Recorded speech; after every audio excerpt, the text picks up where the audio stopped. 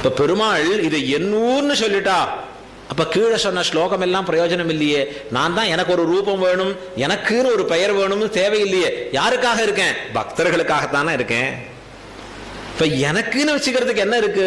ஆக இவள் ஊர், அந்த ஆழ்வார் பெண்ணிலைமை எய்தி இருக்கிறச்சே ஆழ்வாருடைய ஊர் அப்படின்னு சொன்னா அவள் தோணுவாளாம், இது என் சொரூபத்துக்கு ஏற்றதான, நான் எப்படிப்பட்டவனா இருக்கணும்?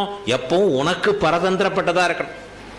யானே நீ என் உடமையும் நீயே என்று எல்லாம் எம்பெருமானுடையதாக கருதி இருக்கணும்.